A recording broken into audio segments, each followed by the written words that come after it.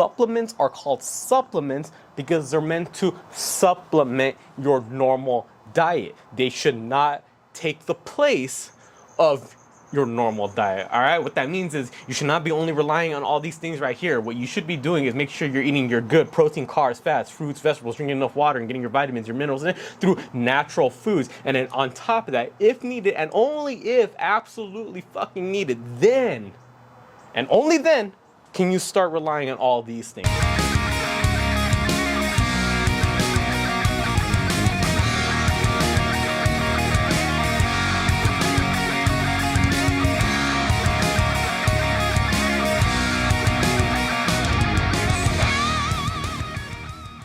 What's up, my people? David here.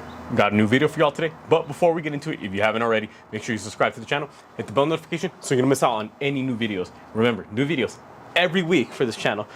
So today we're gonna be talking about supplements. And before we get into anything at all, I'm gonna say this once and one time only.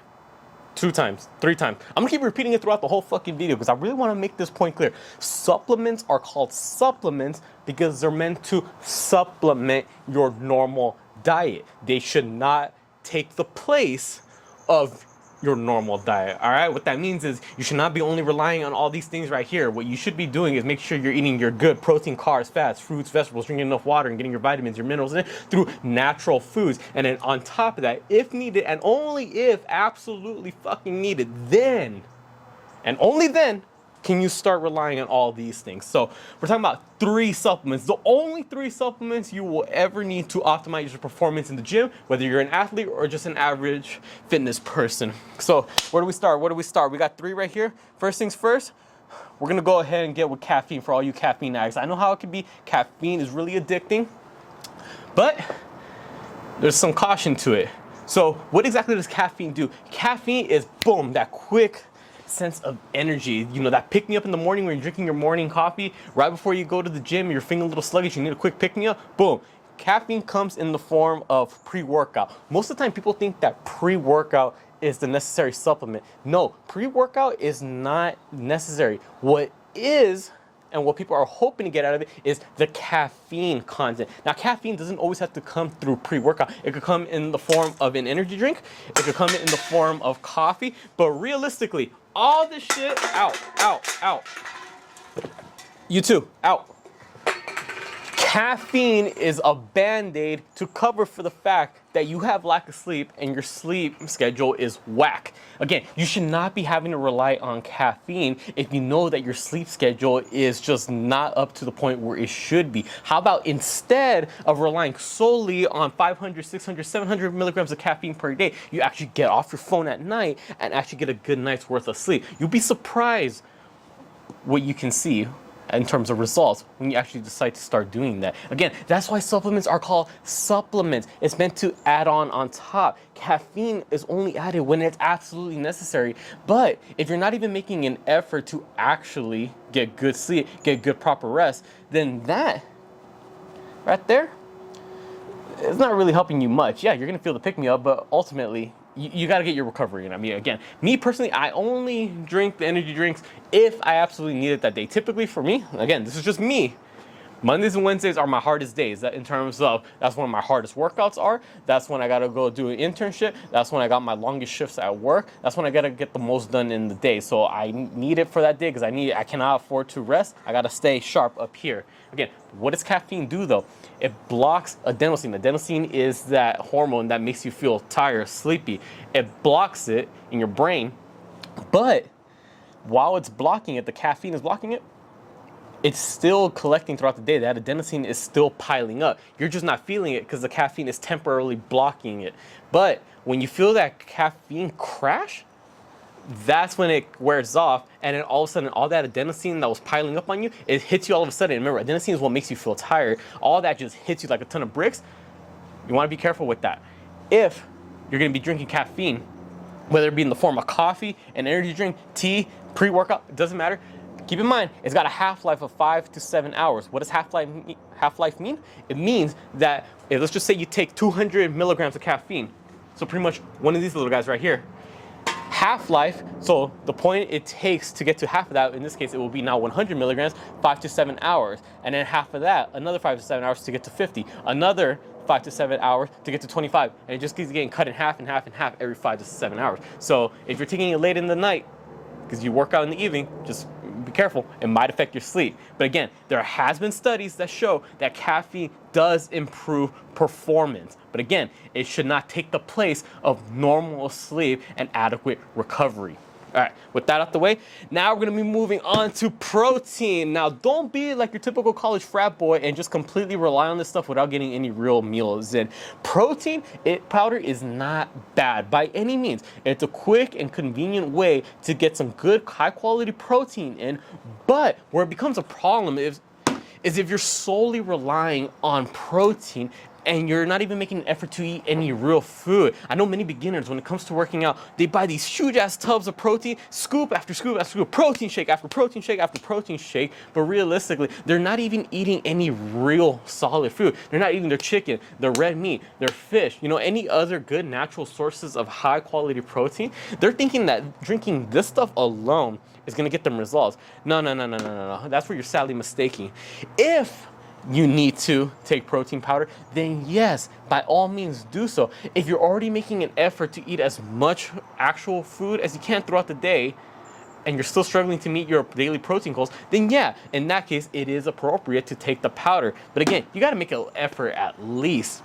I know there could be a couple challenges if you're working a job where it doesn't give you that many lunch breaks or just regular breaks, and you don't have that much time to eat. Then in that case, yes, it is more convenient to actually eat or drink a protein shake like this, because you can down in a couple seconds compared to drinking or eating some dry ass chicken breast for 20 minutes. In those situations, yes, this is available. You can only eat so much food in one time. I know when I first started working out, I wasn't a heavy eater. I didn't have an appetite. I wasn't hungry all the time. So this would have been helpful in the beginning. Instead of forcing down so much food, this would have came really handy. But now I actually make the effort to eat solid food, and realistically, I only take 1 or 2 scoops of protein per day, only on the days that I'm working out, because that day I'm burning a little bit more calories. I'm gonna need a little bit more protein for my recovery. Again, protein powder, real good, convenient way to get some good high quality protein, but make sure you're at least eating some real food. If you're on a time crunch, then yes, you could take this, but take this on top of your normal diet, all right? Don't just be relying on it nonstop.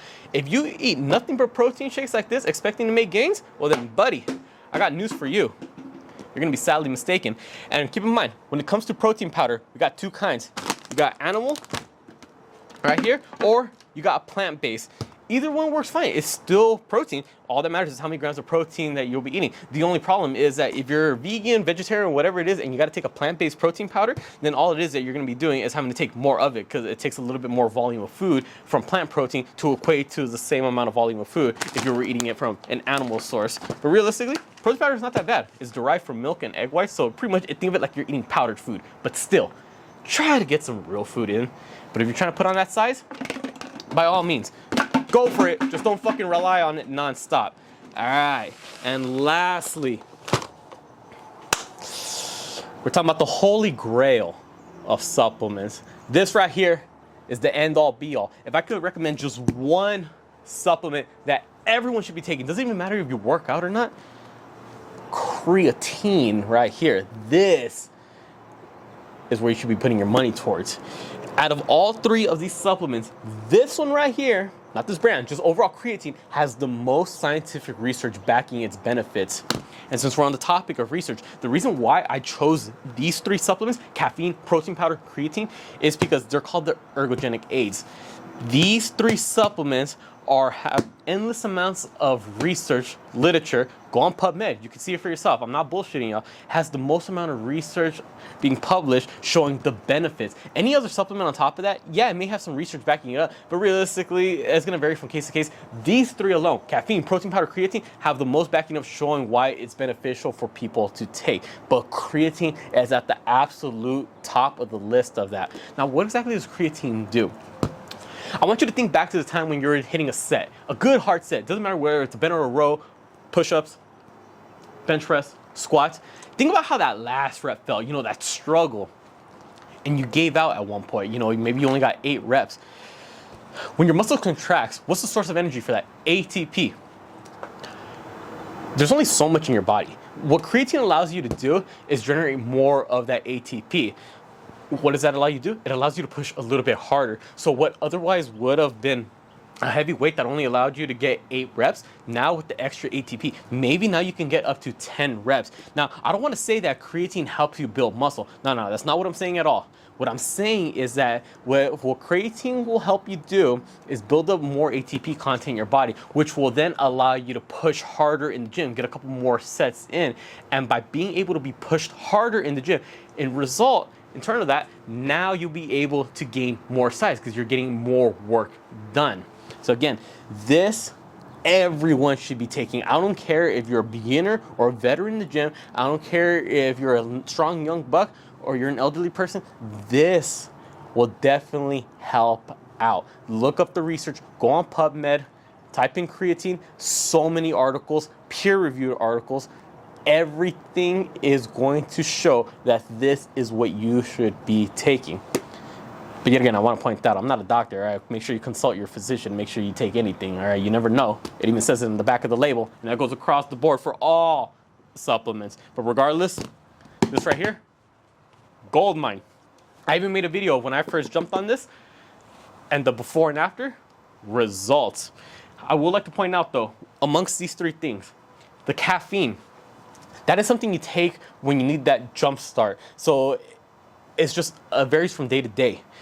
Protein powder, it's gonna vary also realistically day by day, meal by meal. When you only need it, that's when you take it. Same with the caffeine. If you don't need it, if you have energy, what's the point of taking the extra caffeine?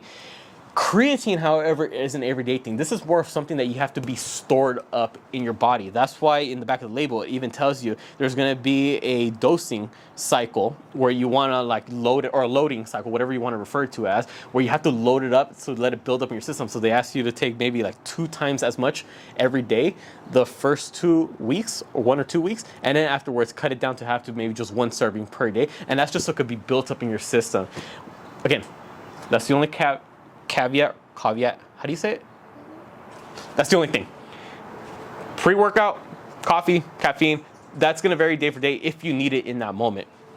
Protein powder, again, you're gonna be using it whenever you need it. If you're short on protein for the day, you didn't meet your protein goals, whatever, maybe that day you worked an extra shift so you need something quick because you don't have time to eat, okay? This is the only thing where it should ideally be every day.